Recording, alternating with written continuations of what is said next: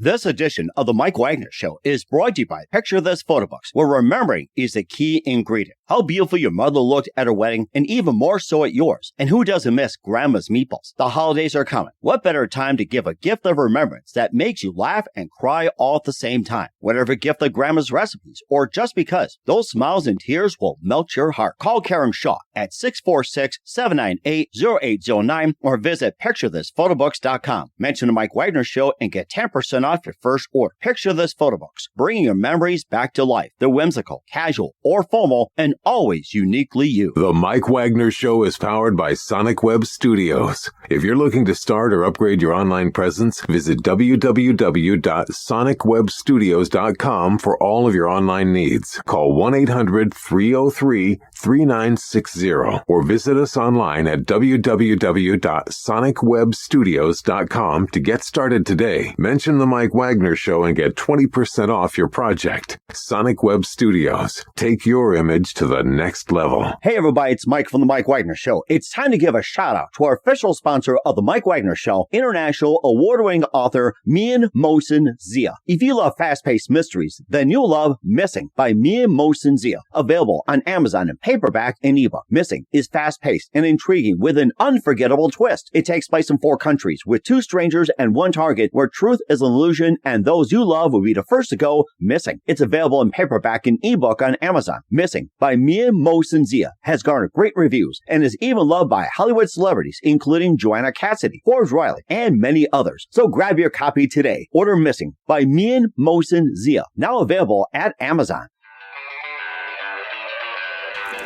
It's now time for the Mike Wagner Show, powered by Sonic Web Studios.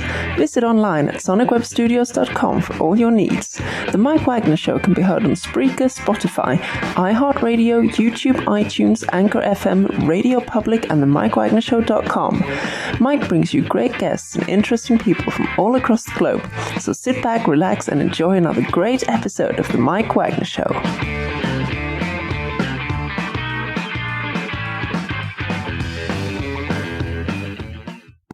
Hey everybody, it's Mike from the Mike Wagner Show, powered by Sonic Web Studios. Visit online at sonicwebstudios.com for all your needs. Look at a professional website without breaking your budget. Sonic Web Studios is the answer.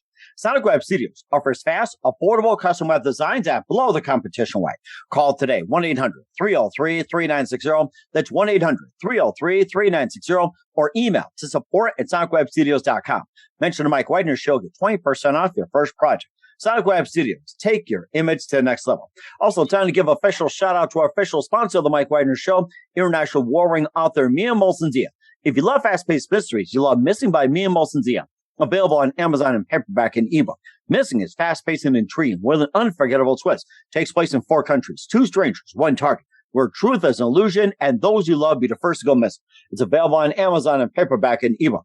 Missing by Mian Mohsen Zia has garnered great reviews and even loved and enjoyed by Hollywood celebrities, including Joanna Cassidy, Forbes Riley, and many others. So grab your copy today for Goes Missing by Mian Mohsen Zia, available on Amazon. Also, the Mike Wagner Show is brought to you by Picture This Photo Books, where remembering is a key ingredient. How beautiful your mother looked at her wedding, and even more so at yours. Who doesn't miss Grandma's meatballs, huh? Well, the holidays are coming. What better time to give a gift of remembrance makes you laugh and cry at the same time? What a gift of Grandma's recipes, or just because those smiles and tears will just melt your heart. Call Karen Shaw, Picture This Photo Books at 646-798-0809 or visit picturethissphotobooks.com. Mention the Mike Wagner Show, get 10% off your first order. Picture This Photo Books. Bring your memories back to life. The whimsical, casual, or formal, and always uniquely you. Also, check out the Mike Wagner Show at themikewagnershow.com and over 30 podcast platforms, including Facebook, Spreaker, Spotify, iHeartradio, iTunes, Google Play, Amazon, Apple Music, and more. Take the Mike Wagner Show on any mobile device. Subscribe to the Mike Wagner Show on the YouTube channel. Follow the Mike Wagner Show on Instagram and Twitter today, and check out the great merchandise at themikewagnershow.com and also on Amazon.com at the Mike Wagner Show podcast, t-shirts, pop sockets, throw pillows, tote bags, and more. Makes great gifts 24/7, 365 for your family, friends, and loved ones. Also, check out the Mian Mohsen Zia store on Amazon for great books like t-shirts, pop sockets, hoodies, and all kinds of great books like Missing, Once, and Wrinkles.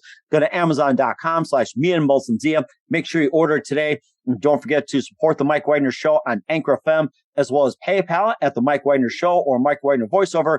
And also support us at the MikeWagnerShow.com and make sure you give generously today.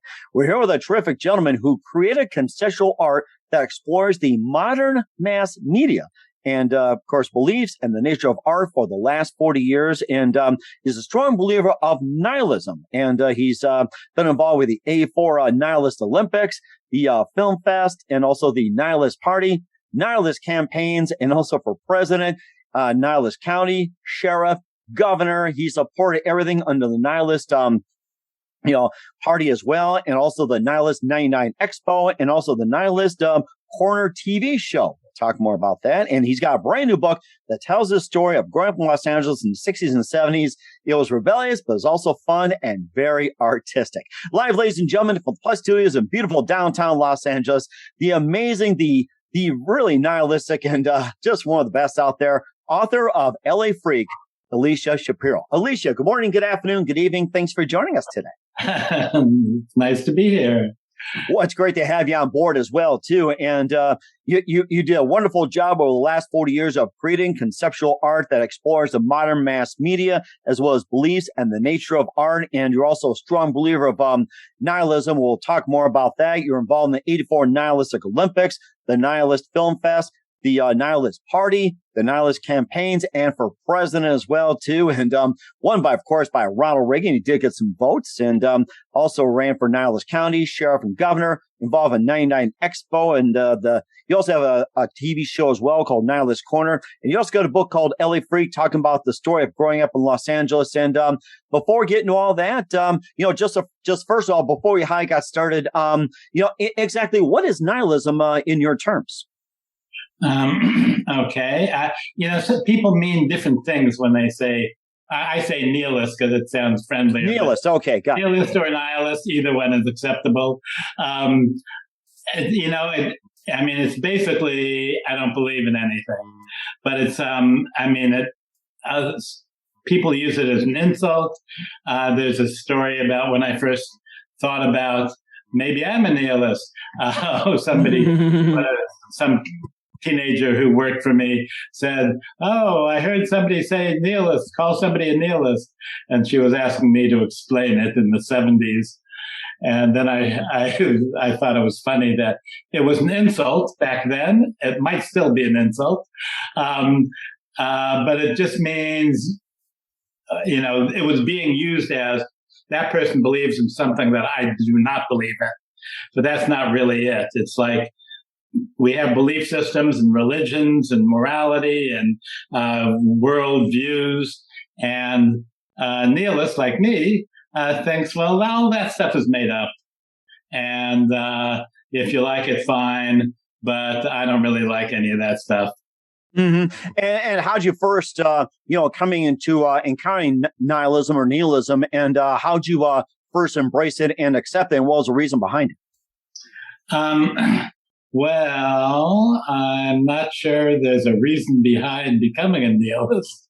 I mean, I've always been kind of an oddball kid growing up, and the book kind of talks about that a little bit, about somehow, and I was just thinking about this actually yesterday. A lot of times beliefs are about being in a tribe, and we humans are tribe people. And if you belong to a certain tribe, you have to believe in the things that they believe in the tribe. And for some reason, as a kid, I was a weird kid who didn't really care about being in anyone's tribe. And so all of a sudden, I just thought, these people all believe this crap, and these people believe that. I don't have to believe that. That's kind of even as a teenager, I was thinking, I'm not going to go along with that stuff. So that's kind of, I'm not sure I was inspired to reject belief. At certain points, when I was very young, I'd say, oh, what does God want me to do? And then I didn't really care. And then somebody's parents said, well, what if there is no God? And I said, That would be fine. Thank you. Makes me think of that Bob Dylan song where you got to serve somebody. If you're not going to serve nobody, you got to serve somebody. That's what makes me think of that Bob Dylan song.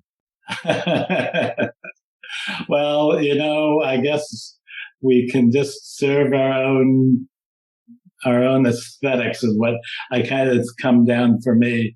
I do things because they're fun, or I do things because I think, I like writing.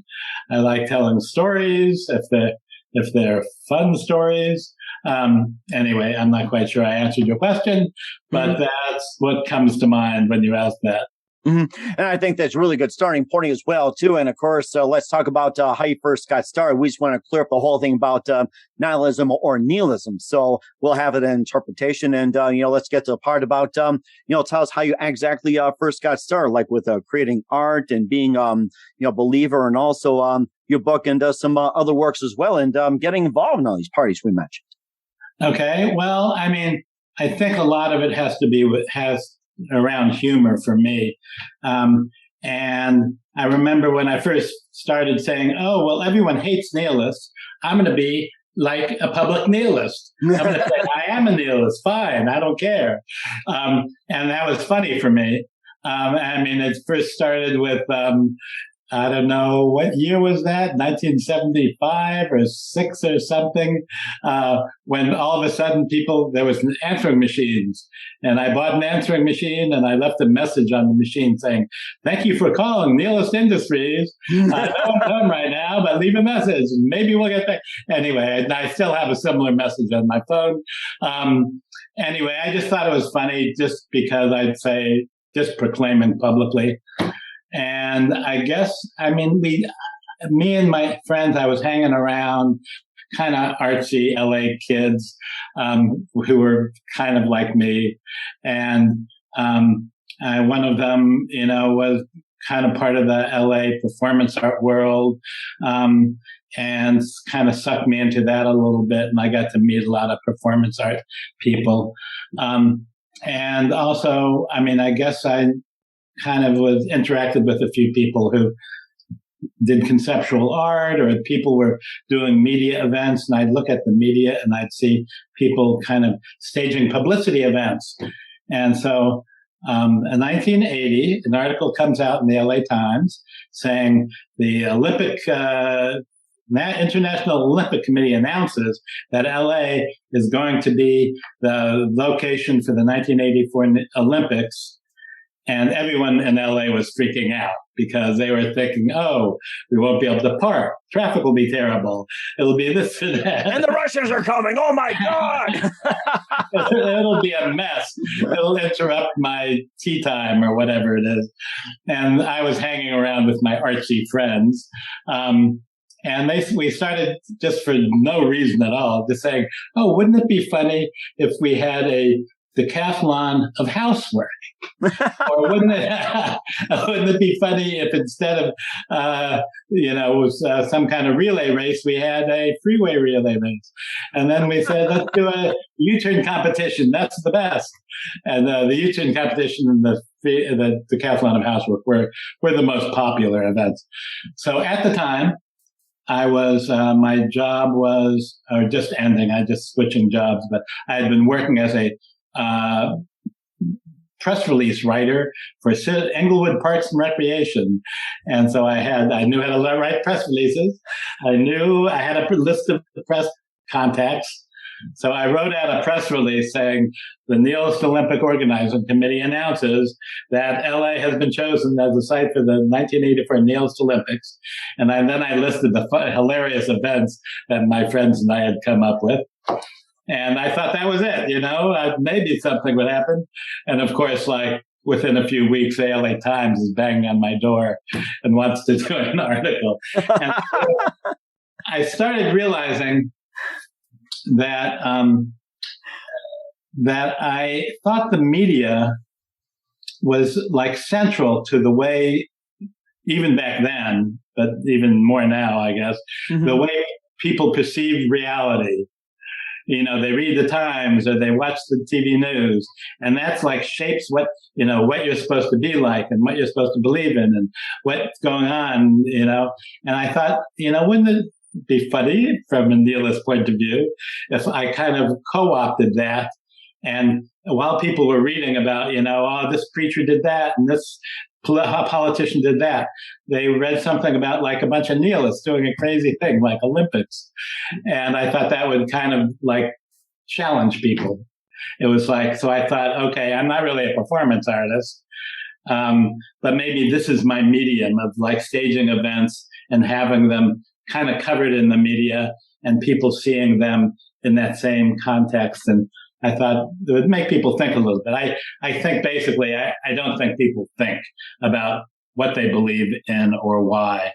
And so I thought it would be fun just to challenge them like that. Mm-hmm. And maybe think about the nihilist Olympics. And as I was thinking about parallel parking. It's like, do you think there'd be a lot of competition for parallel parking, 3-point turns, or anything like that? So it's like, highway shootings are pretty much banned. Why just settle by who can park better? It's like, I can park better than you, jackass. Anyway, when the Olympics were about to start, the LA Times, a bunch of people, a lot of coverage, much more than I expected. But the Times wrote an article, and in the article it said, we went to the Los Angeles Police Department and talked to their spokesman and said, have you heard about this U-turn competition that the Nihilist Olympics is going to have? And the article said, the spokesman laughed and then got really serious and said, you shouldn't play in the traffic like that. Oh, my goodness. They take their job way too seriously. Oh, man. It's like they probably didn't have enough coffee or donuts that day or something, or there was no chocolate donuts. It's like they were crabby, I'm sure. Anyway, I did make them laugh. That's what matters.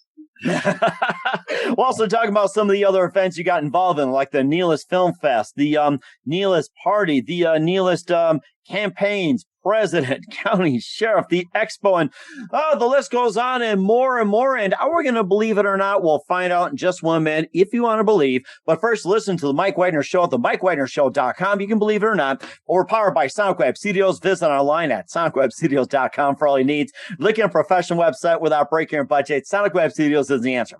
Sonic Web Studios offers fast, affordable custom web designs that blow the competition away. Call today, 1-800-303-3960. That's 1-800-303-3960. Or email to support@sonicwebstudios.com. Mention the Mike Wagner Show. Get 20% off your first project. Sonic Web Studios, take your image to the next level. Also, time to give official shout out to our official sponsor of the Mike Wagner Show, international warring author Mia Molson-Zia.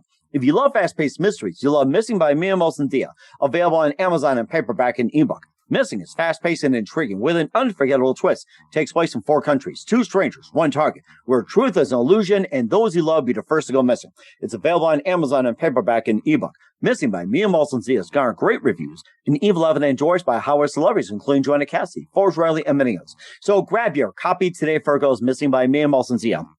Available on Amazon. Also, the Mike Wagner Show is brought to you by Picture This Photo Books. Remembering is a key ingredient. How beautiful your mother looked at her wedding, and even more so at yours. And who doesn't miss Grandma's meatballs, huh? Well, the holidays are coming. What better time to give a gift from remembrance that makes you laugh and cry at the same time? Whatever gift for Grandma's recipes or just because, those smiles and tears will just melt your heart. Call Karen Shaw, Picture This Photo Books at 646-798-0809 or visit picturethisphotobooks.com. Mention the Mike Wagner Show. Get 10% off your first project. Picture This Photo Books. Bring your memories back to life. The whimsical, casual, or formal, and always uniquely you. And check out the Mike Wagner Show on over 30 podcast platforms and the MikeWagnerShow.com. Take us with you on any mobile device. Subscribe to the Mike Wagner Show on the YouTube channel. Follow us on Instagram and Twitter today at the Mike Wagner Show. Check out the great merchandise at the MikeWagnerShow.com and also on Amazon.com at the Mike Wagner Show podcast. And for more great gift ideas, go to Amazon.com/Mia and Molson Zia. Check out the Mia and Molson Zia store. Great books like Missing, Once, Wrinkles, and great merchandise like more t-shirts, pop sockets, hoodies, and everything else. Also support us on Anchor FM, PayPal, and the MikeWagnerShow.com. Make sure you give generously today. We're here with the author of his brand new book, LAfreak, Elisha Shapiro here on the Mike Wagner Show. He's part of the Nihilist Party. And, believe it or not, you can believe nihilism. You can not believe it. You can believe it's missing or not missing. If you're listening to the Mike Wagner Show or you're not listening to the Mike Wagner Show, he's a strong believer in it. And we talk about the Nihilist Olympics. And also, you're involved in Nihilist Film Fest, Nihilist Party, Nihilist campaigns. You ran for president, county, sheriff, governor. You're also in the 99 Expo as well, too. You have your own TV show. It's like, your involvement is just endless, believe it or not. Literally, believe it or not. Yes, I guess. Yes. Well, that's what happens if you're old like me. But believe it, I'm old. Believe I'm young. It's like, who are you to believe? Do we believe it or not? Question Ripley on that one. So in 1984, I finished the Olympics, and I thought that was pretty fun. And I guess then 1988. I'm not sure I'm going to get all the dates on this right. In 1988, a presidential campaign was happening. I think it was the first George Bush against some Dukakis or something. Anyway. Yeah, Dukakis, that's the one. And the person who was in charge of the LA Olympics said that he wanted to run for president. Huh. And so I thought, well, I should do it then. And I think the main thing that happened for the nihilist presidential campaign was I had a nihilist party convention where I was selected by hundreds of people. I don't know where, I guess that's one of the reasons I love LA. I do these weird things, and apparently there are a lot of people who think that sounds like fun, and they participate in the Olympics, or they come and they do the Nihilist Party convention and elect me as the candidate from the. Anyway, so yes, I do have. Apparently, I have my tribe here in Los Angeles too. Anyway, so it was just a publicity, and I kind of came up with the nihilist version of a campaign, the platform, and I sent out press releases. I got some attention, and then that was over. And I couldn't figure out how many votes I got, because unless you're an official write-in candidate, they don't tell you that. So when I ran for governor against Schwarzenegger, I became an official write-in candidate, so they would actually count my votes. Huh. And I had a funny list of campaign things. Main thing from when I ran for governor, my main platform was secede from the United States. Huh. So me and I think somebody was. George Bush was the president, or George Bush Jr. And I said, we don't want to be part of that country. We want to be our own country. We would do so great. So anyway, that was my platform. And they actually counted my votes. And I got like 240 votes, which doesn't sound like a lot. But for a write-in candidate, the next write-in candidate below me got 10 votes. So apparently I did really well for a writer. So you did better than Bart Simpson, Mickey Mouse, and Soupy Sales combined. I think there was somebody from the 60s that was running like an independent. You did very well than those three characters. Great job. No. Anyway, so yes, I did. So, all the political things, the three campaigns were kind of about doing little public events and doing press releases and coming up with funny platforms, and to be in the media and maybe have fun events. And so, so somebody mentioned the other day, one of my platforms when I ran for governor was marriage for gays only. No more marriage for heterosexuals. Oh, yeah. I think I was reading something about that, too, or it says totally opposite to what you're doing as well, too. That, what was it? Free college education. And, of course, we also talked about succession for the United States, marriage for gays only, and, talk about that. And the free college education, there's people that are still pushing it to this day. It's like, wow. It's like, I totally forgot about the free college education back then. It's like, where the heck was I back then? Eating too many jelly beans with Ronald Reagan's wife, Nancy. Oh, that's what you get when you have so many jelly beans, especially the black ones. Oh, my God. Anyway, so, I mean, that was the political campaigns were kind of like, just another idea of these. I guess when I was younger, there was some comedian, Pat Paulson, I think. Pat Paulson, I was just going to mention that because I was rattling off the names that you actually had more votes. And it's like, who was that other one? I thought it was Soupy Sales. He might have, but Pat Paulson came to mind. It's like, that was it. Thank you. Yeah. Pat Paulson's another one. But he probably had, what was it, 239, 241? It's like, oh, God, I lost count. Anyway, but the idea of a comedian running for president, I think somewhere, as a kid, I'm thinking, that's interesting. And then as a young adult, I thought, okay, I will use this in my own way.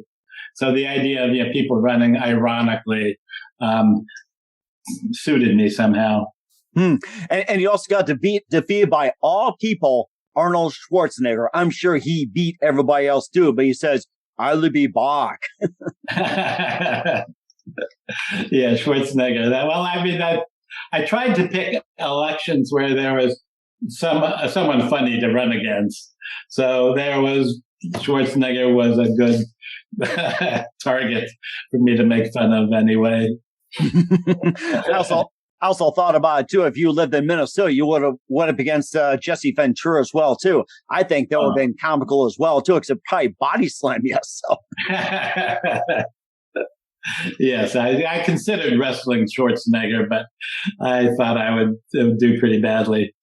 Well, of course, we're here as well, too. We're glad you're in one piece. We're glad you have to go up against Schwarzenegger. I probably wouldn't do that. And you also had your own TV show called Nihilist Corner. And tell us about that. Okay. So, yeah, this was during the days when cable TV had public access. They stopped doing that. I don't know whether they stopped it everywhere, but in California, public cable TVs don't need to have public access anymore. But I was like 12 years, once a month, I'd have someone on and talk. And, half the time it was like some weird LA artist. And half the time it was like, maybe someone who believed in something. I said, okay, I have a Republican candidate for something. Come on here and explain why you're a Republican and why you believe that stuff. So the idea, there was a period, several years, when I was thinking, people don't think about why they believe what they believe. So one of my pieces will be, make them tell me why they believe it. Or just show two people discussing why one would or would not believe in X. And I just thought that would, just as the artist that I am, I thought, that would make people start maybe thinking a little bit and maybe just saying, why do I believe? And I would convince them not to believe anymore, but just the idea, because I think it's central that people don't think about it. Mm-hmm. They just accept what's handed to them by their tribe. Mm-hmm. You also mentioned about having a show on public access TV. I'm thinking 2006. Perhaps that's where YouTube was suddenly kind of born as well, too. Nowadays, you don't need public access. You just simply get on YouTube and all the social media. I know I do love YouTube.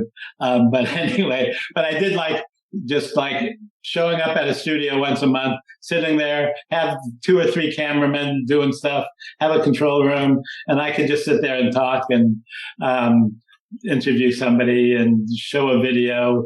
Anyway, apparently, in order for me to have a podcast now, I have to actually learn how to do switches, how electricity works. Mm-hmm. And did you say you're going to have a podcast coming up as well, too? Am I correct? No. I've thought about it. It might be fun to do that one day, but I do not. I considered it a few years ago, and I said, this is too complicated. I'm busy doing other stuff. Mm-hmm. And of course, you're also part of the world's worst acrobatic team as well, too. and of course, that'd be good for YouTube as well, too. So, I mean, I could probably be worse than you. It's just like, oh, how worse can you go? Yeah, I know. Living in LA, you have friends who are involved in the entertainment business. So yes, I did have a friend who said, "Oh, we're going to do this or this show or that show. We need an idiot to be one of the assistants." And so yes, I spent many years being a magician's assistant for my friend Larry Wilson, and we would do a lot of TV shows, and I'd be the stupid acrobat in the background who couldn't do a trick. So yes, I mean, and those are stories in my book. I don't know where my book is. I mean, talks about, oh, well, I'm just doing this. It wasn't my idea. And that's how I'm doing this because it's fun to make people laugh and be on stage being silly. And during the course of that, I would meet a lot of interesting people and some people who were not so interesting. But I talked about people in my book who I met who were either nice or stupid, and a lot of the names you might recognize. Oh, something? We're just going to talk about that, believe it or not, about LAfreak. I mean, I think we're reading minds today. So we're going to talk with Elisha Shapiro of LAfreak in just 1 minute. Believe us if you want to. You listen to The Mike Wagner Show at themikewagnershow.com, powered by Sonic Web Studios. Visit online at sonicwebstudios.com for all your needs. Also brought to you by our official sponsor of The Mike Wagner Show, international war-ring author Mia Molson's The Missing, available on Amazon in paperback and ebook. Also brought to you by a Picture This Photo Books. Remembering is a key ingredient. Call Karen Shaw at 646-798-0809 or visit picturethisphotoBooks.com. We'll be back with the author Elisha Shapiro of LAfreak after this timeout. This edition of The Mike Wagner Show is brought to you by Picture This Photo Books, where remembering is the key ingredient. How beautiful your mother looked at her wedding, and even more so at yours. And who doesn't miss Grandma's meatballs? The holidays are coming. What better time to give a gift of remembrance that makes you laugh and cry all at the same time? Whatever gift of Grandma's recipes, or just because, those smiles and tears will melt your heart. Call Karen Shaw at 646-798-0809 or visit picturethisphotoBooks.com. Mention The Mike Wagner Show and get 10% off your first order. Picture This Photo Books, bringing your memories back to life. They're whimsical, casual, or formal, and always uniquely you. Hey everybody, my name is Forbes Riley, and I'm an American actress and a TV host. And I was delighted when I got my copy of Missing, which is Extraordinary Relation of Ordinary People based on a real life relationship.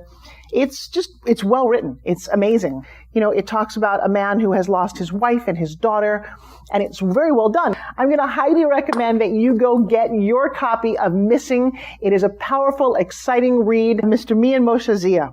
He is the author of Missing. And I want to give a big shout out and a kiss all the way halfway around the world to my dear friend. Check him out at Mia's website. It's called www.miamoshenzea.com. Missing. Available on Amazon. Again, I'm Forbes Riley, and I will see you again soon. Bye-bye. The Mike Wagner Show is powered by Sonic Web Studios. If you're looking to start or upgrade your online presence, visit www.sonicwebstudios.com for all of your online needs. Call 1-800-303-3960 or visit us online at www.sonicwebstudios.com to get started today. Mention The Mike Wagner Show and get 20% off your project. Sonic Web Studios. Take your image to the next level. Hey, this is Ray Powers. And if there's one thing you can count on in these unpredictable times, it's that you're in good hands getting some great radio, courtesy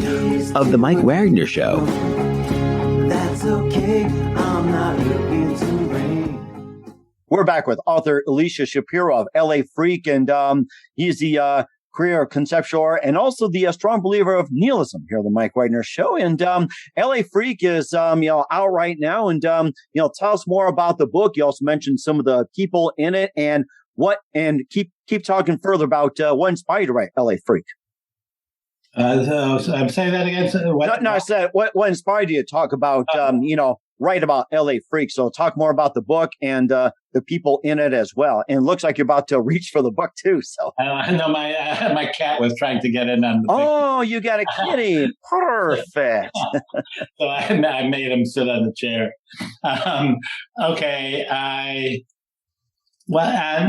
The idea of why did I write this in the first place? It was fun. I've always kind of wanted to be a writer since I was a kid. And so I've been writing down these stories. And a few years ago, I discovered the LA alternative comedy scene, a lot of weird LA comedians. And then telling stories started to become a thing, right? The Moth and different story podcasts and shows. And so I had written down all these stories that I thought were funny things that happened to me. And so I thought, maybe I'll try and tell them in front of these audiences.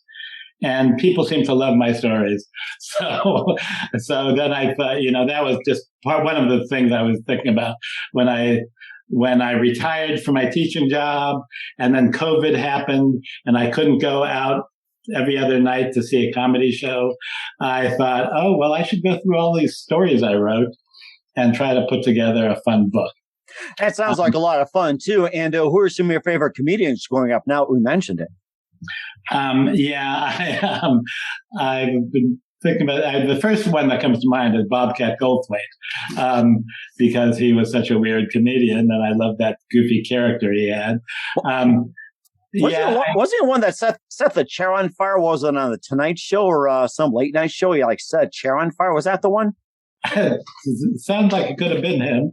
That could have been what's his name, Andy Kaufman. Andy Kaufman. Andy Kaufman, yeah, he would do something similar too, like stage these fights and everything. When it turned out, it was fake. It was BS. Then he'd be bleeding.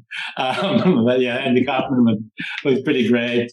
When I was younger, and I think I mentioned that in the book a little bit. I think my grandmother gave us a copy of 2,000-Year-Old Man by Carl Reiner and Mel Brooks. Oh, yes. And it later became a movie, a comedy skit. Mel Brooks. I remember that. That was a classic. And that's what put him on the map, the 2,000-Year-Old Man. Boy, vey. Anyway, I'm shoving my cat away. That's okay. If you want to, show everybody, introduce your cat to the Mike Wagner Show, we can all say hello. So I don't know if he's still there or... He might show his butt any minute now. He does this when he wants me to get up and feed him. But I will put that off. I think we have it. It's okay. I mean, teach him how to wait. So, or throw a toy or something, make him chase a mouse or whatever. So, yeah, I need a laser pointer. Growing up, those people I thought were hilarious. In the book, I kind of after I was involved in the art a long time, I started finding what we call the alt LA comedy scene, alt comedy. I think it's Rachel Bloom just made some comment about that online. Anyway, and so I would go to midnight shows. I mean, I love this town where I could get up and then I'd do a whole day, and then at midnight hop in the car and drive over to Upright Citizens Brigade or Steve Allen Theater or the Pack Theater or something like that, and see just people trying out the weirdest comedy you could imagine. And I just loved that stuff. And some of them kind of went on to become a little famous because Rachel Bloom was one of them before she had her show. And she'd be up at the Upright Citizens Brigade at midnight singing a song called Fuck Me Ray Bradbury. Where she was like a nerdy high school girl who had a crush on Ray Bradbury and fantasized about fucking him.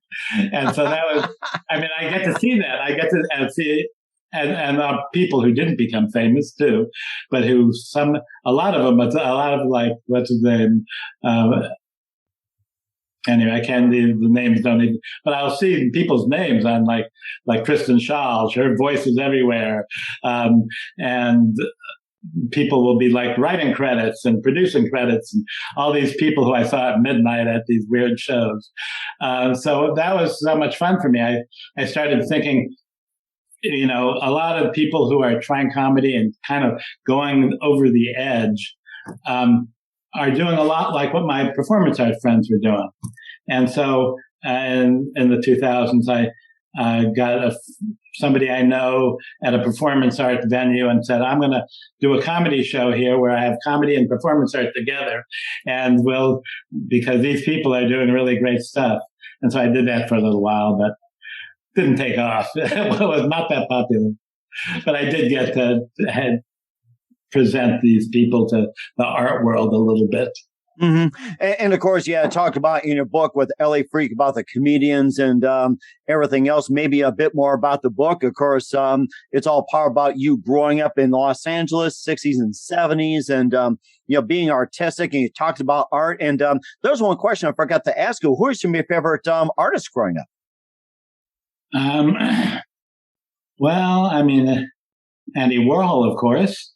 I would go see his movies, even though he didn't really make them, but he was responsible for them. So as a kid, I'd go see Warhol movies. And David, well, what's his name? My memory is not that great. The guy who who did Bad and had Divine and the Factory. And no, anyway, I'm confusing.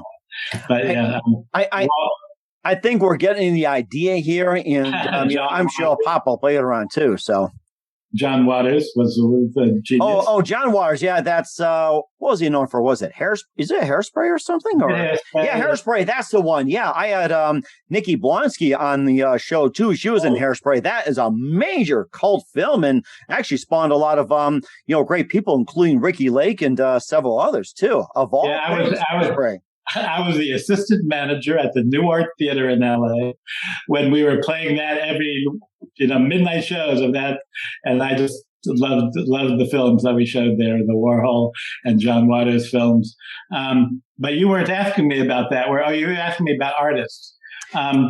Yeah, like, you know, and we're talking about Andy Warhol, and I think you also were trying to think of one that did Bad and whatever else, and then I think we got into John Waters and everything else, but getting back to you know, more of the artists and everything else, actually more defined you know, you as well too. So yeah, I mean, I like people who are kind of on the edge.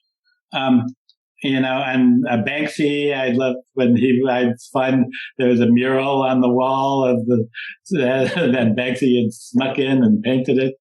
And, yeah, I mentioned a couple of the art people who I knew.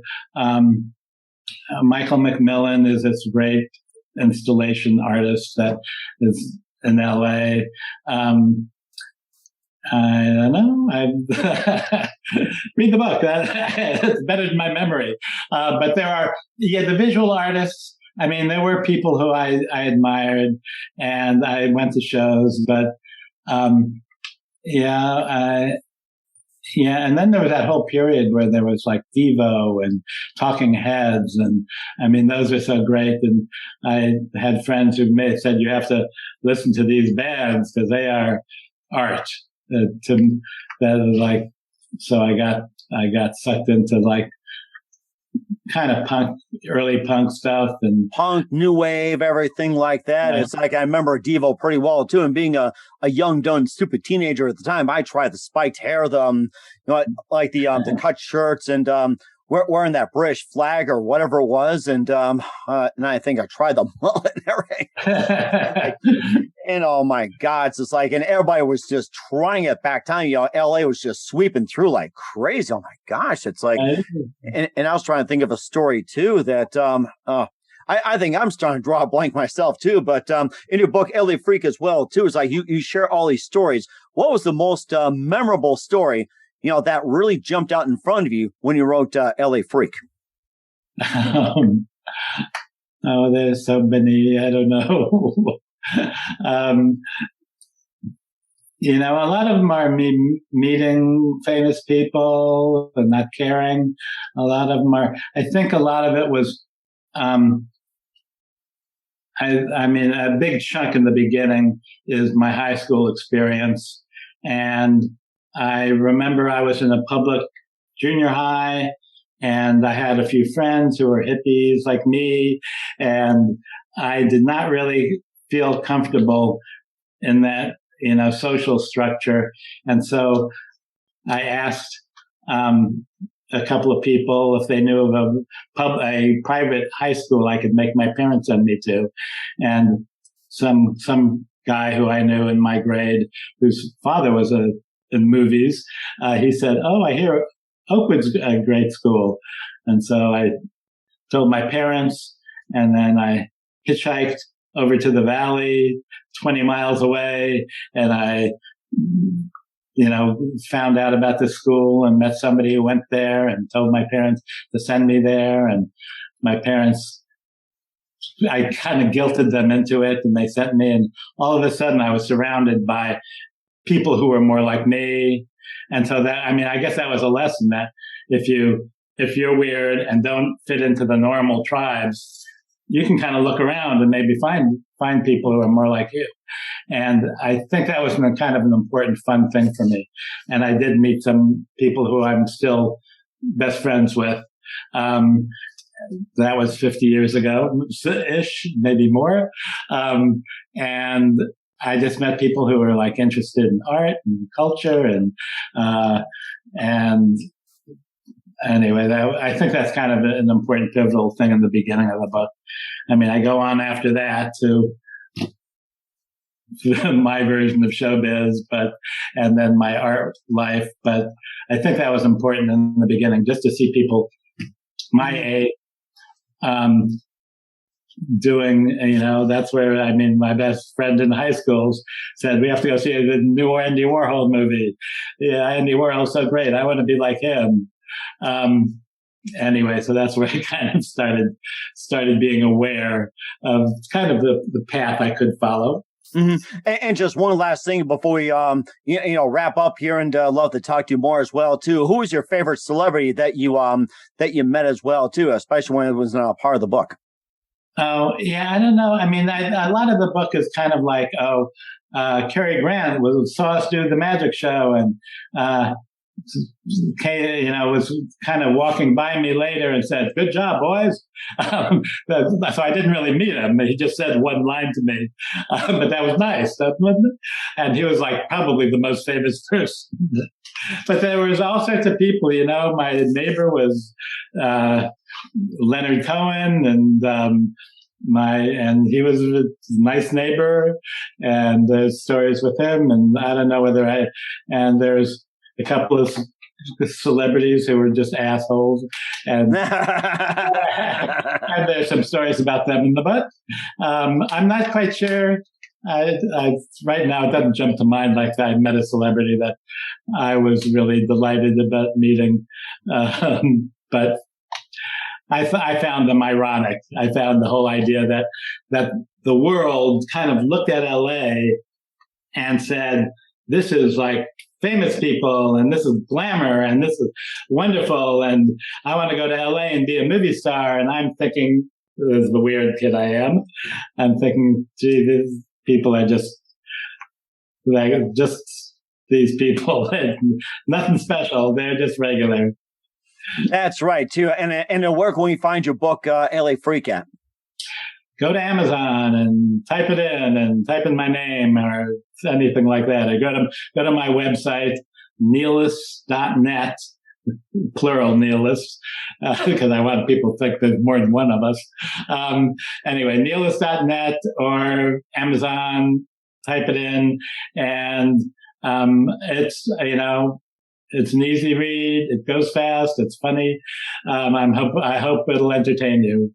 And certainly will. I've been very entertained as well, too, Elisha, and we hope your readers will be amazed by the book. We're here with author Elisha Shapiro of LAfreak, and also the strong believer in nihilism on the Mike Wagner Show. Elisha, a very big thank you for your time. You've been absolutely amazing. And just a couple more things. What else can we expect from you in 2021 and beyond? Okay, right now I am working on my Nihilist Film Festival. So every year I get this year anyway, I got 160 submissions from all over the world, including Iran and Pakistan. I got a great one from Pakistan the other day. And so I have to go through, pick out the best, what I think are the best because they're funny and weird. And then every year I put together a 2-hour show. And usually it's at some cool little venue in LA, but last year I had to do it online on Vimeo, and so maybe it'll be on Vimeo again, and you can all watch the Nihilist Film Festival from your bathrooms. Anyway, bathrooms. I was going to say litter box, but you beat me to it. So from your bathtub, just hold up your phone and you can watch the Nihilist Film Festival. Oh, you know something? I think I'll try that afterwards. That's a great idea. Anyway, that's what I'm working on right now. I'm also working on my Nihilist calendar, which I've done every year for the past 40 years. And so that's a fun little project for me. I have, when I wrote this book, I went through all my stories and I picked out a quarter of them that made sense together.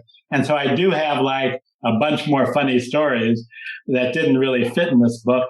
And so I'm imagining maybe over the next year, I'll try to figure out how to put something together with some other funny stories about me taking drugs and me trying to take drugs and me doing all sorts of wacky things as a kid and as a grown-up.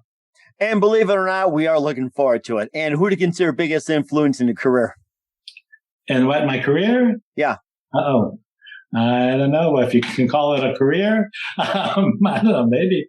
I think my friends in the art world here in LA, my friends from high school who are filmmakers, weird filmmakers, not Hollywood filmmakers. The people who are close to me, I think, inspired me to just kind of do it and get a laugh. It certainly do. It's amazing. And what's the best advice you can give to anybody at this point? Being different is good, not bad. And I guess just know that there are other people who are out there who you can connect with who are not normals. We don't want to hang around those normals. I think I saw something on Facebook. We've been talking about this a lot. They say if you have trouble fitting in, you're meant to stand out, and I think that's true today, especially. Maybe. So yeah, I mean, I'm getting old, and I've lived a long, happy life, just being that odd bird who is willing to do silly, goofy things that offend other people. And I have to say this, you've just been totally amazing. And once again, we're with the author Elisha Shapiro of LAfreak here on the Mike Wagner Show. Elisha, very big thank you for your time. You've been absolutely fantastic. Learned a lot from you. And looking forward to having you again soon. Just keep us up to date. Love you, have you back. And once again, tell us about your upcoming projects. What's your website? How do people contact you? Where can people purchase or check out your book? Yeah, the best thing is the Nihilist Corner website. And that's nihilist.net. And all that information is there, the calendar, the film festival, the book. You can find it all there. And Amazon is an easy place to type in Elisha Shapiro if you can spell my name. If you just Google Elisha Shapiro, the book pops up pretty fast. And I'm sure Amazon will be glad to help you on that. You can thank Jeff Bezos for autocorrect, auto-publish, and everything's like, if Jeff Bezos can do it, so can everybody. So it was a lot easier to do it on Amazon. Just write that book and proofread it, and there you go. I've got a book. Oh, thank you, Jeff, as well. Once again, Elisha, a very big thank you for your time. You've been absolutely amazing. Learned a lot from you. Looking forward to having you again soon. Keep us up to date. Keep us in touch. And looking forward to have you back as well, too. You've been absolutely terrific. Thanks. Picture this photo books, where remembering is the key ingredient. Preserving memories, keeping the memories of your loved ones alive, as they reach in and touch your heart? How beautiful your mother looked at her wedding, and even more so at yours. The holidays are coming. What better time to give a gift of remembrance that makes you laugh and cry all at the same time? Whether it's a gift of past holidays, grandma's recipes, long ago moments, or just because, those smiles and tears will melt your heart. Call Karen Shaw at 646-798-0809. Once again, that's 646-798-0809. Or visit picturethisphotoBooks.com.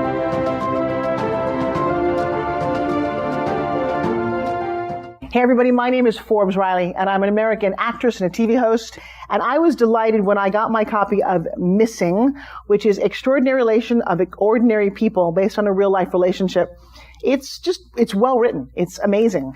You know, it talks about a man who has lost his wife and his daughter, and it's very well done. I'm going to highly recommend that you go get your copy of Missing. It is a powerful, exciting read. Mr. Mian Moshe Zia. He is the author of Missing. And I want to give a big shout out and a kiss all the way halfway around the world to my dear friend. Check him out at Mia's website. It's called www.miamoshenzea.com. Missing. Available on Amazon. Again, I'm Forbes Riley, and I will see you again soon. Bye-bye. The Mike Wagner Show is powered by Sonic Web Studios. If you're looking to start or upgrade your online presence, visit www.sonicwebstudios.com for all of your online needs. Sonic Web Studios specializes in custom web design, app development, social networking, search engine optimization, domain registration, email marketing, online stores, and more. Since our birth, we have been designing and developing immaculate websites and providing web solutions which are a cut above the rest. As a leading web designing enterprise, we have a team of extremely talented web designers who are well-focused and have the experience of working on multiple web developing platforms such as PHP, Magento, custom WordPress, and more. Sonic Web Studios has been helping businesses of all kinds, whether big, small, established, or startup, impress their audiences with exemplary web solutions. We don't just create beautiful and functional websites. We give you a complete online solution with the main goal of enhancing your yearly revenues. We aim to give your business the online exposure and brand acknowledgement that will help you in achieving increased conversions leading to profitable sales. Call 1-800-303-3960 or visit us online at www.sonicwebstudios.com to get started today. Mention the Mike Wagner Show and get 20% off your project. Sonic Web Studios. Take your image to the next level. Thanks for listening to The Mike Wagner Show, powered by Sonic Web Studios. Visit online at sonicwebstudios.com for all your needs. The Mike Wagner Show can be heard on Spreaker, Spotify, iHeartradio, iTunes, YouTube, Anchor FM, Radio Public, and themikewagnershow.com. Please support our program with your donations at themikewagnershow.com. Join us again next time for another great episode of The Mike Wagner Show.